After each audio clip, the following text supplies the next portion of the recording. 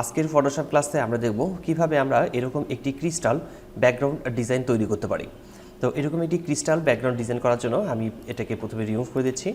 ফাইলে ক্লিক করব। ফাইলে ক্লিক করার পর আমরা নিউয়ে ক্লিক করছি। নিউ ক্লিক করার পর আমরা যে কোনো সাইজের একটি ব্ল্যাঙ্ক পেজ নিয়ে নেব। ব্ল্যাঙ্ক ডকুমেন্ট নেওয়ার পর আমরা এখান থেকে চলে আসছি গ্রেডিয়েন্ট টুলে। গ্রেডিয়েন্টে নিচ্ছি।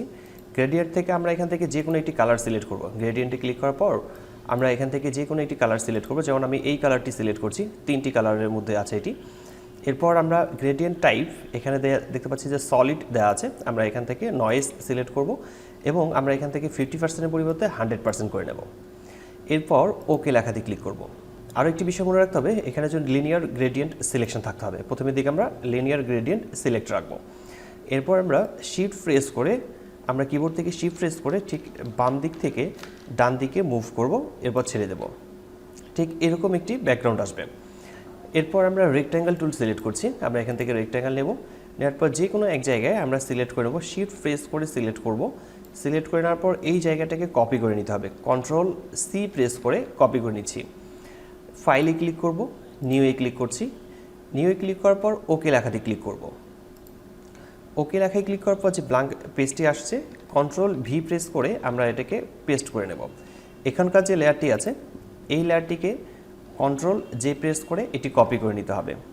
এরপর কন্ট্রোল টি প্রেস করে ফ্রি ট্রান্সফর্ম করে নেব। এরপর এটাকে রোটেট করে নেব ঠিক এভাবে। শিফট প্রেস করলে সোজা হয়ে যাবে। এরপর চেক মার্কে ক্লিক করছি।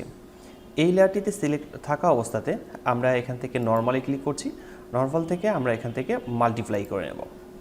মাল্টিপ্লাই করে নেওয়ার পর এডিটে ক্লিক করব। এডিটে ক্লিক করে আমরা নিচের দিকে ডিফাইন প্যাটার্নে ক্লিক করছি। এই ডিফাইন প্যাটার্নে ক্লিক করার পর আমরা এখান থেকে প্যাটার্নের নামটিকে পরিবর্তন করতে পারি অথবা যে নামে রয়েছে সেই নামটি রাখতে পারি। এরপর ওকে লেখায় ক্লিক করছি। এখান থেকে আমরা এটাকেও কেটে দিচ্ছি, আবার এটাকেও কেটে নেব। এরপর ফাইলে ক্লিক করে নিউয়ে ক্লিক করছি।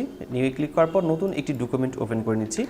আমি এখান থেকে যে কোনো একটি সাইজের ডকুমেন্ট ওপেন করে নেব। আপনারা যে কোনো একটি সাইজের ডকুমেন্ট এখান থেকে ওপেন করে নিতে পারেন। আমি এই সাইজের একটি ডকুমেন্ট ওপেন করে নিচ্ছি। এরপর আমরা আবারও গ্রেডিয়েন্টে আসছি। এরপর এখান থেকে পেইন্ট বাকেট টুলে ক্লিক করছি। পেইন্টের এখানে ক্লিক করে আমরা ফরগ্রাউন্ড এবং প্যাটার্ন এই দুইটি অপশন পাবো। ফরগ্রাউন্ড এবং প্যাটার্ন, আমরা এখান থেকে প্যাটার্ন সিলেক্ট করব। প্যাটার্ন সিলেক্ট করার পর আমরা এখান থেকে সর্বশেষ যে প্যাটার্নটি তৈরি করেছিলাম সেই প্যাটার্নে ক্লিক করার পর আমরা এখানে ক্লিক করলে ওই প্যাটার্নটি এখানে অ্যাপ্লাই হয়ে যাবে। এরপর আমরা ক্লিক করছি ফিল্টারে। ফিল্টারে ক্লিক করার পর আমরা নিচের দিকে চলে আসছি পিক্সেলেট। পিক্সেলেট থেকে আমরা এখান থেকে ক্রিস্টালাইজ এখানে ক্লিক করছি। এখানে ক্লিক করার পর আমরা সেল সাইজ এটিকে আমরা আমাদের পছন্দ মতো রাখতে পারবো। যেমন আমি এখান থেকে ছোটো করে রাখছি, আবার এখান থেকে এটাকে বাড়িয়ে রাখছি। আপনাদের যেরকম দরকার, যতটুকু সাইজ দরকার ঠিক ততটুকু সাইজ এখান থেকে অ্যাপ্লাই করে নিতে পারবেন। যেমন আমি এটি রাখছি। এরপর ওকে লেখায় ক্লিক করছি। ওকে লেখায় ক্লিক করার পর আমরা দেখতে পাচ্ছি যে আমাদের এখানে একটি ক্রিস্টালাইজ ব্যাকগ্রাউন্ড ডিজাইন চলে আসছে।